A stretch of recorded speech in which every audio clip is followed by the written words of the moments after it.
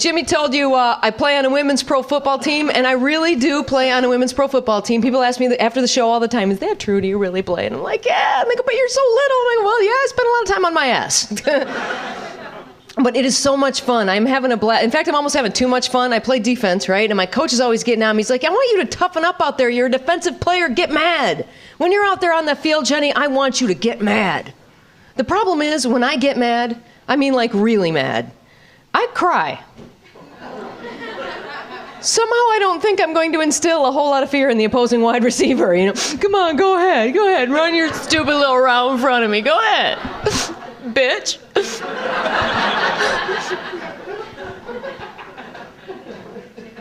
One of the older women on the team, which kind of sucks, the young girls run circles around me at practice all the time. They're always like, come on, old lady, come on, old lady. I'm like, you're freaking grounded. Go on the sidelines, making up my own cheers. Ibuprofen. You know the expression, you've lost a step? Somewhere along the way, I have lost an entire dance. And in my head, though, I'm still really fast, and it's funny, because in my head, I'm fast. I watch the game film, it looks like some old Bionic Woman rerun, like... You guys don't even remember that show, do you?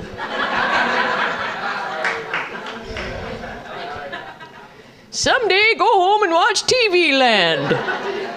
When you see the Bionic Woman on TV Land.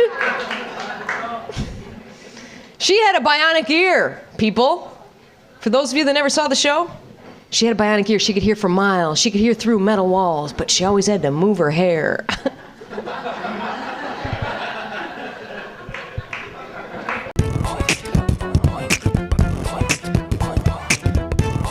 I'm a Raider fan. And hey, don't say boo. Hey, cabrones, slow down, all right? I'm supposed to do a little joke. And it's tough this year being a Raider fan. It really is tough, I'm going to tell you right now. And this is every year, that's right. You're a cholo, you know, bro. It's like being in solitary confinement the last few seasons, huh, bro? And here's the thing, bro. You know how Raider fans, you know how we teach our kids how to count? 0-1, 0-2, 0-3.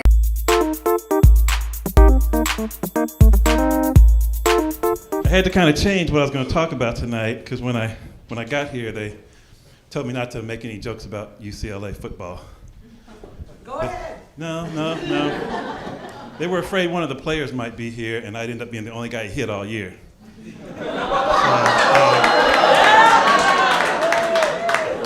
So decided to talk about something else. I'm from Indiana, which Big Ten country.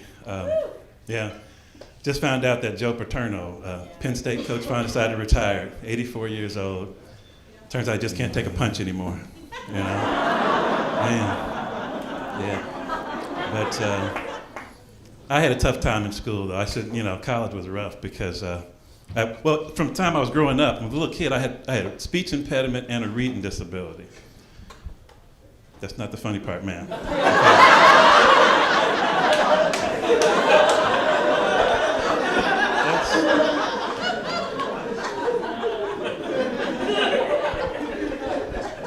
No, when I was a kid, I was a mumbler and a stutterer.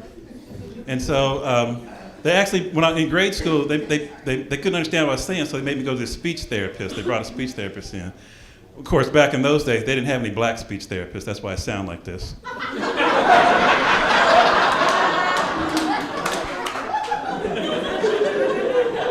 You're getting on my nerves, man.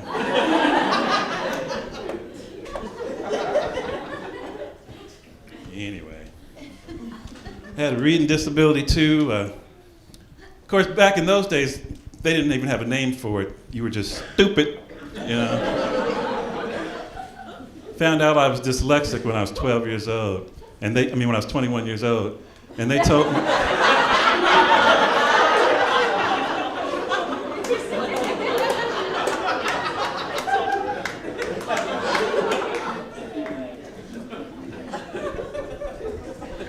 But the bad part is when you had a reading disability, the school made you feel stupid because they automatically put you in the slow class, which upset me because I didn't even like football.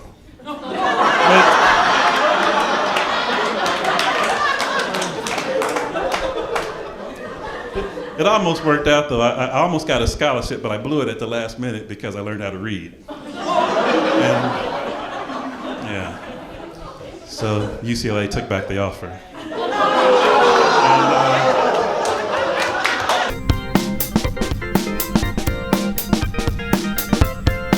Here's the thing, a lot of stereotypes about the Irish. We like drinking, we like fighting. I'm fine with that. The one thing that really gets to me is that you guys have heard that phrase like, oh yeah, the luck of the Irish. Have you ever met a lucky Irish person in your entire life? I've never heard this in any conversation like, hey, a bald, pale-skinned alcoholic, what's his secret? Oh, he's Irish. You didn't realize that? Yeah, skin cancer. Yeah, they get charmed life. The only reason you know an Irish person today is because people in Ireland couldn't grow roots. Do you know how screwed up your life has to be not to be able to grow a potato? Oh yeah, they're the luckiest people around. Trust me, there's no luck of the Irish. And I know that because I lost $1,700 playing blackjack on St. Patrick's Day. There is no luck of the Irish. Well, you don't have to ooh and ah. It's all right. I'm a gambling addict. That's what happens. I'm addicted to gambling, but as far as addictions go, it's not that bad. Gambling's the only addiction that might work out for you. You never hear of anyone like, oh, hey, how's smoking crack? Awesome, I'm up $3,800. Thinking of going pro. Thinking of entering the World Series of crack somehow. Yes. Started out as a hobby, now it's a life. Big sports fan, love sports. Yes, just sports in general, just competition, sports. And what's the big thing in sports always is steroids. Are these guys on steroids? It's always a big problem. Now, I understand why professional athletes are on steroids. What I don't understand is why my buddy from high school who works at Sears Tire and Auto, why the hell is he juicing? Like, what Hall of Fame is this guy chasing after? Like, oh, look out, I'm gonna be the Hank Aaron of retread. And this guy that was taking steroids and working at Sears Tire and Auto, he of course got fired for threatening to break another employee's face, or as he likes to call it, office politics. Besides losing his job at Sears, he also got kicked out of 3 local gyms back home. And he got kicked out of these gyms for abusing the weights and excessive grunting. Now that's hilarious for 2 reasons. First off, excessive grunting, that means people got together, management had a meeting, decided on what level of grunting they were willing to put up with. And he vastly exceeded it to the point that they had to kick him out of the gym. You guys think your job sucks? Imagine going out to my roided out freak of a friend and telling him he's no longer welcome in the gym. As a society, that's where we should be putting these people. Let them work it out. Put them in a gym, for Christ's sake. It's where they belong. What else is going on in sports? Oh, yeah, always a big story in sports, especially in football, is concussions. Apparently these guys are damaging their brains. Oh my, first off, who didn't see that coming? Secondly, as a society, are we really missing out on anything by having football players with damaged brains? Like, when did we start giving a crap? Oh my God, Lawrence Taylor has dementia, there goes the cure for cancer. Larry Zonka's got Parkinson's. Oh my, cancel that stem cell research grant we were about to give him. Noted scientist Larry Zonka. No, they're football players. Their brains are damaged to begin with. And I love the idea, oh my God, they damaged their brain. Yeah, but they damaged their brain making millions of dollars, scoring touchdowns, winning Super Bowls. All right, I damaged my brain outside of a parking lot of a Dave Matthews concert trying to impress seniors, all right? I don't get a ring for that. Stop complaining, guys. Tell you about what, man. I played football in high school. My career, my high school football career was kind of like the movie Rudy without the playing time at the end of the film.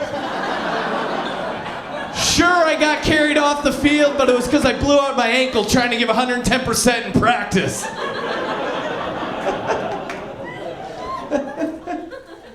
Oh yeah, great times. Didn't get a lot of girls back then in high school. The book, the nerd who wasn't good enough to to start JV. Not meeting a lot of chicks. Not meeting a lot of chicks back then. I did. I was in love with this girl back in the day. Her name was Alex, and this was before I realized women were into confidence. So what I did was I wrote a song for Alex, recorded it. This is back when CD recorders were just coming out. Very into the technology. Recorded this song, wrote it, and then instead of singing the song for her, I just slipped the CD in one day into her locker room, and then pretended like nothing happened. And it was great because she called me up, and I'm gonna give you an imitation of that phone call. Hello? Oh yeah, that song. Yeah. Oh yeah, that. Which song are you talking about? Oh, that original song that I wrote for you and dropped off in your locker. Yeah, what'd you think about it? Yeah, no, of course I want to be friends. Why? What did you think I wanted to be more than friends? That's what I do for all my friends. I write them love songs. Didn't hear the song I wrote for Bill? Guy's amazing. I still remember the song. I still haven't gotten over it to this day. It was just like, Alex, you don't know what you mean to me. Alex, I hope you don't hurt your knee. She blew out her ACL playing soccer, so it was poignant. It's Alex, you are special to me. GFCG, GG. Something like that. It was a rock ballad, guys. She seemed to enjoy it. I don't know. Obviously didn't help. I don't know much about music. I think it's because I had awful taste in music growing up. First concert I ever went to, I went and saw the band All For One. I still remember being in 6th grade, reaching out for some hand love during the I Swear solo. I swear, these guys are awesome, man. They're gonna keep rocking forever. Didn't really work out like that. So Barack Obama, guys, he's our president. He's the leader of the free world. And I read Barack Obama's book, and it said in that Barack Obama admitted experimenting with cocaine in college. I was like, wow, that's kind of crazy, but I appreciate that honesty. Then I thought about it a little bit more, and I was like, wow, that's crazy. But imagine how crazy it must have been for the people who experimented with him. That's right. Picture yourself hanging out in a dorm room in the 1980s. You're doing coke with a black guy. He's talking about becoming president one day. What are the chances he's onto something? Hey man, I just got a feeling one day I'm gonna be hope and change. I'm gonna change all that stuff into the social network. He's like, yeah, we're gonna change some right now. You're done doing my coke, Barack. Jeez.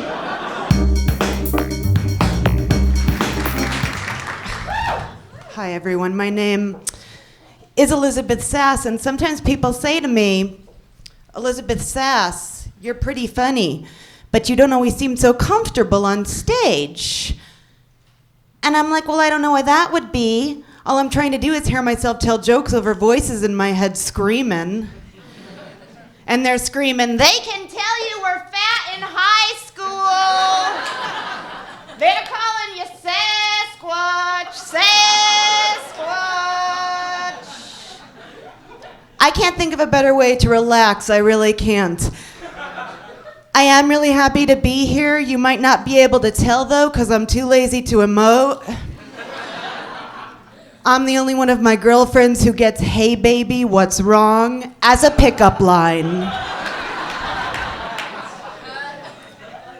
I went to Catholic school and the nuns would say to me, Miss Sass, what is that terrible look on your face?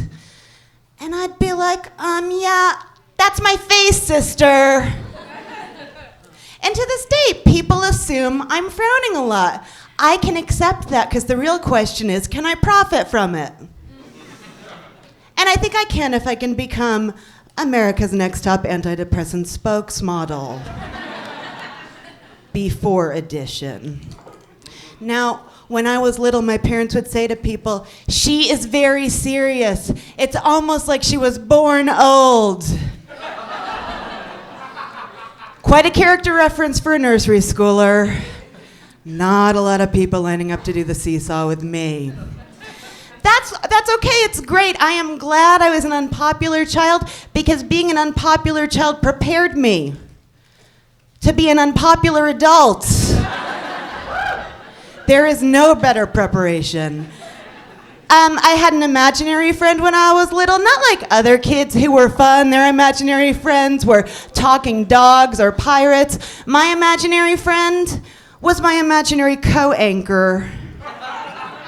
And we would do an imaginary newscast each night on my imaginary PBS affiliate. He's here with us tonight. His name is Vijay Gupta, and, excuse me, he says to say hello. Now, you might think that you can't see Vijay just because he's imaginary. That's only part of it. He's also working remotely from India. I used to have an American imaginary co-anchor, but his imaginary salary was a lot higher than Vijay's. So I had to go ahead and outsource his imaginary job. So I'm not big on outsourcing. Let me tell you what else I hate. The Atkins diet. I hate the Atkins diet because I hate hearing people say, "Oh my God, I'm being bad, I'm eating bread." Please, you're not being bad, you're eating a sandwich. There's a big difference. Like the next time Lindsay Lohan gets pulled over, if there's bread in her car, is she gonna have to say she's holding it for a friend? And I watch a lot of Lockup on MSNBC, and I will tell you, no one is in jail today due to a Class D croissant eating felony. Not one person. I mean, I get it. Even I avoid eating carbs because I don't want to get fat. But when was the last time any of us saw someone severely overweight and thought, bread? Bread did that. And if my girlfriend calls me up on a Sunday morning and says, "Oh my God, Sass, I was so bad last night," her story better not start at Ralph's. Better not start at Ralph's, better not end by her toaster oven. Because that's not an "oh my God, I was so bad" story. That's an "oh my God, I'm so fat" story. And I'm super sick of worrying about fat. I'm sick of hearing about the obesity epidemic. But what I'm really sick of is all the negative coverage that the childhood obesity epidemic gets. Because there are upsides to childhood obesity, but our liberal media will never let us hear about them. For example, where are the stories about the boom the stand-up comedy industry is going to experience in the next 10 to 15 years? Right? Take it from me. If you're a fat kid, you grow up every day being taunted, and occasionally you think of something clever to say back to your abusers, and then you grow up and you move to Los Angeles and you drive to the Ice House and you tell your joke about the childhood obesity epidemic.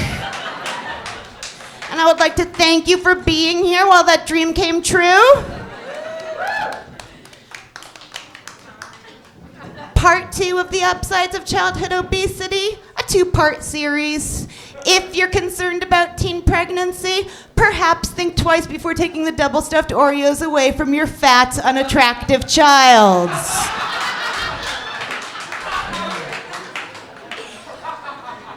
Now, before I get out of here, let me tell you guys why I love fall.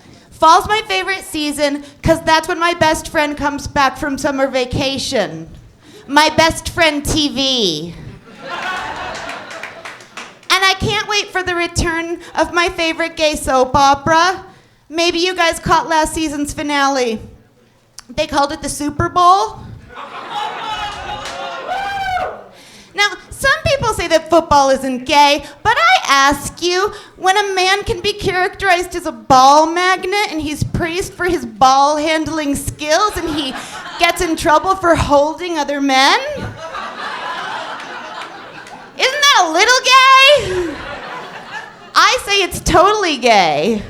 I say football, it's a hot, hot tale of forbidden love. You know? It's romantic at times when they strive to penetrate each other's defenses. It gets kinky when they deal out severe punishments. And then sometimes it's playful when they splash each other with Gatorade. And if you're still not convinced, I'll ask you this. Who but a gay man goes out in public wearing sparkly skin-tight knickers? I've only seen that a couple of places, the NFL and gay dance clubs. And I used to get paid to watch. Because I used to type closed captions for the hearing impaired. And for me, that was a great job. Why? I was paid to sit alone in the dark all night watching TV, which I was doing at the time for free. Only problem with that job is I am a writer, so I like to edit things. So when the refs would say, holding, that's what I would have to type. And holding is a fine word, but you know and I know there's got to be a better one. Like cuddling, or snuggling, fondling or caressing, or why must you punish us for our love? Or when the refs do this thing, I was supposed to type false start, so I did. But wouldn't it have been more fun if I could have typed out of my way, bitches, I just gotta dance? I think so. I mean, don't get me wrong. I think it's great that guys like football. I think it's so cute. Like, for example, my little brother, a Chicago Bears fan. Why? Because he's loved teddy bears ever since he was a little boy. That's real cute. My friend Tony, a Chicago Bears fan. Why? Because he loves the big hairy gay men who call themselves bears. And he always has, ever since he was a little boy. And that's real cute, too. I guess what I'm saying is in every gay relationship, somebody's got to be the quarterback and somebody's got to be the wide receiver. I'm Elizabeth Sass. Thanks for listening, you guys. Love Thanksgiving. Sit around, eat your ass off, puke, eat again, watch football, fall asleep. It's beautiful. Who knew the Pilgrims liked football so much?